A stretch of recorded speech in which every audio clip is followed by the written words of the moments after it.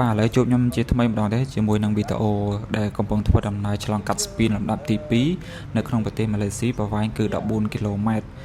ហើយធ្វើដំណើរនេះដែរធ្វើដំណើរពីទីក្រុងប៉េណាងទៅទីក្រុងម៉ាឡាកាហើយខ្ញុំជិះក្រែននេះជិះទៅជិះឡានក្រុងបន្តទៀតនៅកន្លែងស្ថានីយ៍ឡានក្រុងហើយអំឡុងដែលពេលខ្ញុំជិះហ្នឹង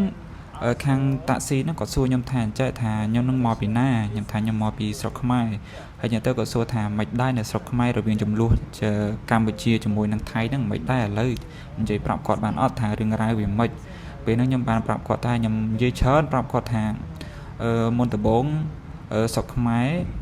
អត់បានបកកចំនួនជាមួយគាត់ទេហើយអ្នកដែលបកកចំនួនមុនហ្នឹងគឺខាងថៃទេដោយសារតែគាត់បានបាញ់ធានខ្មែរស្លាប់ម្នាក់អីចឹងទៅណាហើយខ្ញុំប្រាប់គាត់ទៀតថាគិតមើលសមអត់ថាប្រទេសខ្ញុំតូចហើយអត់សូវមានដូចថៃទេហើយមានមូលហេតុអីដែលខ្ញុំខាងប្រទេសពួកខ្ញុំទៅបង្កចំនួនហើយបាញ់ថៃមុនបង្ករឿងមុនអីចឹងហើយខ្ញុំបានប្រាប់គាត់ថាឲ្យគាត់ជិះយាមសិក្សាពីប្រទេសខ្ញុំតិចទៅថាសមហេតុផលអត់ដែលប្រទេសខ្ញុំជិះយាមទៅវាយឬក៏រករឿងថៃហើយគាត់ថាអូគាត់គិតអញ្ចឹងដែរគាត់គិតអញ្ចឹងដែរហើយខ្ញុំបានណែនាំគាត់ច្រើនខ្ញុំបាននិយាយប្រាប់គាត់ច្រើនតាក់ទងទៅនឹងរឿងរ៉ាវហ្នឹងហើយ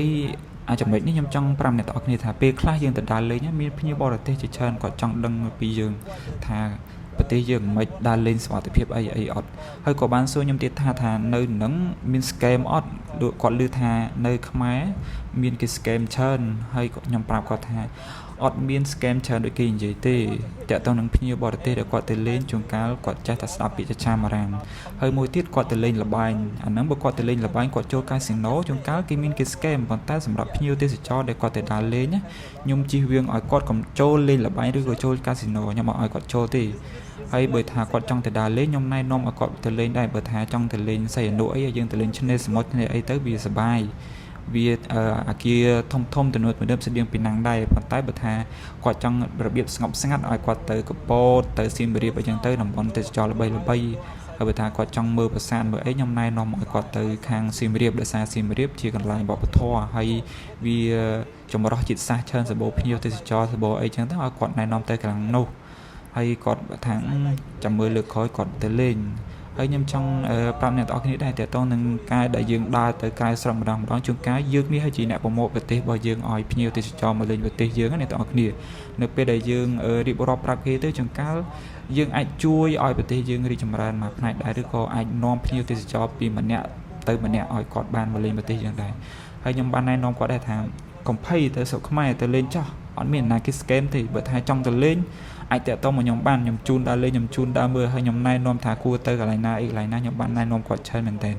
If they ask me, I will answer what they want to do, what I want to know about my country. I also explain about the completion, about how about the Cambodia is safe or not. I want to explain to you. If you want to go to Cambodia, you may be safe. Don't worry about anything. ហើយមួយទៀតអ្នកដែលសួរខ្ញុំហ្នឹងគាត់គឺជាជនជាតិចិនអ្នកទាំងអស់គ្នានៅម៉ាឡេជនជាតិចិននៅម៉ាឡេគឺរស់រាយមែនទេខ្ញុំហ៊ាននិយាយថាអញ្ចឹងប៉ុន្តែវាខុសប្លែកអីជាមួយនឹងជនជាតិឥណ្ឌាអ្នកទាំងអស់គ្នាគឺញ៉ៃញ៉ៃហើយអត់សូវចូលចិត្តមែនទេខ្ញុំនិយាយតាមត្រង់ហ្មងគឺប្រភេទជនជាតិឥណ្ឌាអីហ្នឹងទៅដល់នោះចង្កាលអញសើខ្ញុំអីធ្វើស៊ីយើងទៀតប៉ុន្តែបើខាងម៉ាឡេឬជនជាតិចិនគឺរស់រាយហើយសួរនាំយើងហ្មងទៅដល់នោះបកែសួរយើងរាក់តាក់មួយយើងនិយាយទៅរស់រាយអត់ដូចជនជាតិចិននៅស្រុកយើងគួរឲ្យខ្លាចទេជនជាតិចិននៅម៉ាឡេគឺល្អខ្ញុំហ៊ាននិយាយអញ្ចឹងហ្មងហើយអានេះខ្ញុំមកដល់ចំណតឡានក្រុងណាបងប្អូនខ្ញុំមកទិញសម្បត្តិនេះវាដដែលទេដូចខ្ញុំបញ្ជាក់អញ្ចឹងការជិះឡានក្រុងតែយើងចេះជិះម្ដងហើយគឺដដែលគឺសាមញ្ញហើយបន្ទាប់ពីខ្ញុំទិញសម្បត្តិអីហើយយើងអង្គុយចាំឡានមកសន្ទុះទៅហើយមកសន្ទុះ1ម៉ោងឬក៏តាមម៉ោងដែលយើងជិះម៉ោងប៉ុន្មានអីម៉ោងប៉ុន្មានយើងមើលតាមជាក់ស្ដែងបងប្អូនគ្នាហើយបន្ទាប់មកទៀតខ្ញុំចង់ឲ្យអ្នកទាំងអស់គ្នាមើលពីទេសភាពខាងក្រៅអានេះនៅតាមផ្លូវអ្នកទាំងអស់គ្នានៅនោះគឺទេសភាពគេដាំឈើច្រើនហើយវាអត់សូវមានផ្ទះរសារគេដូចខ្ញុំបញ្ជាក់អញ្ចឹងនៅម៉ាឡេគឺគេចូលចិត្តរស់នៅជាទីប្រជុំជនហើយទីក្រុងដែលខ្ញុំកំពុងឆ្លងកាត់នេះគេហៅថាទីក្រុងអ៊ីប៉ូខ្ញុំអាចបានចូលលេងទេដោយសារតែវាហត់ហើយអ្នកទាំងអស់គ្នាខ្ញុំដើរលេងចូល6រដ្ឋទាំងអស់ទាំងជិះឆ្លងកាត់អីខ្ញុំចូលគាត់ទៅចូលលេងហ្នឹងចូល5រដ្ឋអ្នកទាំងអស់គ្នាគឺហត់មែនតើហើយបើឲ្យខ្ញុំចូលអ៊ីប៉ូទៀតគឺទៅអត់រួចទេហ ហើយអានេះពេលខ្ញុំជិះមកតាមផ្លូវអញ្ចឹងវាចាប់ផ្ដើមភ្លៀងខ្ញុំទៅប្រហែលថ្ងៃទៅបានភ្លៀងតិចមួយថ្ងៃហ្នឹងហើយអានេះ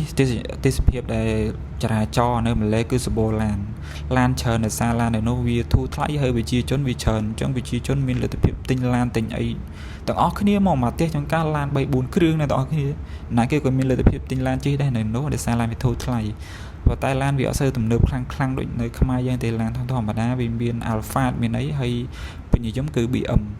ហើយបន្ទាប់មកទៀតខ្ញុំមកដល់ទីក្រុង KL ហើយកូឡាឡាំពួរដែលសារខ្ញុំអត់បានចូលនៅក្នុងកូឡាឡាំពួរទេដោយសារឡានធម្មតាវាចូលដាក់ភ្ញៀវមកចំណតទៅមកចំណតវាមាន station វាអញ្ចឹងវាទម្លាក់ភ្ញៀវយកភ្ញៀវហើយវាបន្តទៅទៀតហើយអានេះវារៀងស្ទះដោយសារខ្ញុំមកហ្នឹងវារៀងល្ងាចអញ្ចឹងទៅមកអាប្រជាជនគេចេញទៅផ្ទះទៅអីចឹងហើយចឹងទៅវាស្ទះច្រើនមែនតើដោយសារម្ដងស្ទះម្ដងអ្នកទាំងអស់គ្នាឡានចង់វិលមុខដោយសារឡានវាច្រើនដូចខ្ញុំនិយាយចឹងបន្ទាប់ពីដាក់ភ្ញៀវដាក់អីហើយឆ្លងកាត់ទីក្រុងកូឡាឡាំពួរហើយ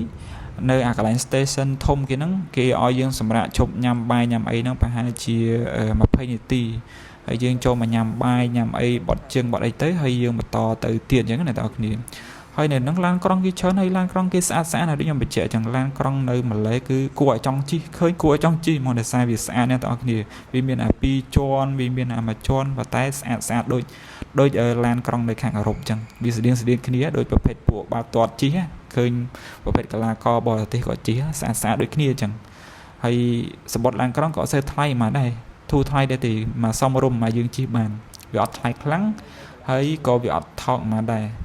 បើថានិយាយពីរឿងថ្លៃគឺអត់ថ្លៃខ្ញុំហ៊ាននិយាយថាអត់ថ្លៃទេធូរថ្លៃជាងនៅខ្មែរយើងឆ្ងាយដោយសារនៅនោះប្រេងសាំងវាធូរថ្លៃអ្នកនរគ្នា1លីត្រប៉ុន្មាន1លីត្រ2000លុយខ្មែរហ្នឹងជួនកាលដល់ផង1800-1400លុយខ្មែរអញ្ចឹងអ្នកនរគ្នាហើយមកដល់កន្លែងនេះខ្ញុំចង់បង្ហាញអ្នកនរគ្នាថាឆ្ងល់ថាមិនផ្លូវលបឿនលឿននៅខ្មែរយើងអត់ដាក់ភ្លើងអ្នកនរគ្នាអានេះផ្លូវលបឿនលឿននៅម៉ាឡេអ្នកនរគ្នាម៉ាឡេគេមានជាងយើងឆ្ងាយអ្នកនរគ្នាខ្ញុំមានថាសេដ្ឋកិច្ចគេ400,000 លានដុល្លារហើយសេដ្ឋកិច្ចយើងតែប្រហែលថា56-60,000អញ្ចឹងមិនមែនថាម៉ាឡេគេអត់មានលទ្ធភាពដាក់ភ្លើងតាមផ្លូវទេគឺគេមានជាងយើងទៀតប៉ុន្តែគេអត់ដាក់ដូចតែយើងដែរហ្នឹង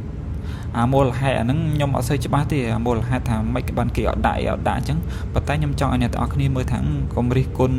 រីរដ្ឋាភិបាលយើងថាមិនអត់ដាក់ភ្លើងតាមផ្លូវលបឿនលឿនអីចឹងអាហ្នឹងគេអត់ដាក់ទេនៅណាក៏គេអត់ដាក់ដែរទូទៅផ្លូវលបឿនលឿននៅណាក៏គេអត់ដាក់ដែរអ្នកទាំងអស់គ្នាសម្បីប្រទេសអភិវឌ្ឍអាមេរិកអីក៏គេអត់ដាក់ដែរប៉ុន្តែគេបើកបរដោយការទំនួលខុសត្រូវអ្នកទាំងអស់គ្នាយើងបើកគឺយើងគោរពច្បាប់ទៅអត់ងាយមានគ្រោះថ្នាក់ចរាចរណ៍ទេហើយអានេះខ្ញុំមកដល់ទីក្រុងម៉ាឡាកាហើយមកដល់នេះចំណាយពេលជិះឡានក្រុងអីហ្នឹងចូល10ម៉ោងអ្នកទាំងអស់គ្នាគឺវល់មុខមែនតើតម្រុំមកដល់នេះអានេះទីក្រុងម៉ាឡាកាហើយបន្តិចទៀតមកដល់ចំណតទីក្រុងម៉ាឡាកាហើយលោកអើយឥឡូវមកដល់ម៉ាឡាកាហើយមកឡានក្រុងនៅម៉ាឡាកាអូយជិះឡើងចង់វល់មុខ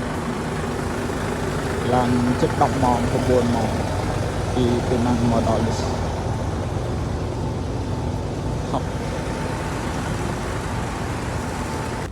នេះជីវិត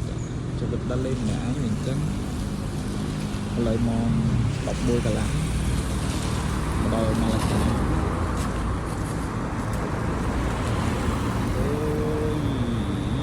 អូយដេកមកខ្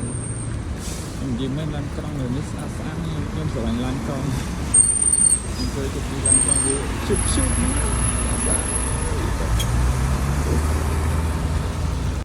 ហើយអានេះខ្ញុំមកដល់នេះចន្លោះម៉ោងប្រហែលជាជិត12យប់អ្នកនរគ្នាបន្ទាប់ពីចោះពីលើឡានក្រុងឡានអីហើយខ្ញុំហៅ Grab មកដើម្បីទៅកន្លែងដេកអានេះ Grab ទៅចិត្តដែរទេវាអត់សូវឆ្ងាយប៉ុន្មានទេហើយខ្ញុំផែងអ្នកនរគ្នាហើយវីដេអូហ្នឹងមានតែប៉ុណ្្នឹងទេឲ្យមានអីច្រើនទេហើយយើងចាំជួបគ្នានៅទីក្រុងម៉ាឡាកាបង្ហាញពីទេសភាពក៏ដូចជាថានៅម៉ាឡាកាហ្នឹងមានអីមើលមានអីលេងខ្លះអញ្ចឹងណាអ្នកនរគ្នាហើយអានេះគឺបន្ទប់ដែលខ្ញុំដេកហ្នឹងខ្ញុំជួលនៅហ្នឹងអានេះមួយយប់ចូល$35ក្នុងមួយយប់ហើយខ្ញុំដេកនៅម៉ាឡាកាពីយប់ហើយបន្តទៀតខ្ញុំទៅខាងទីក្រុងសិង្ហបុរីជួបគ្នានៅវីដេអូក្រោយ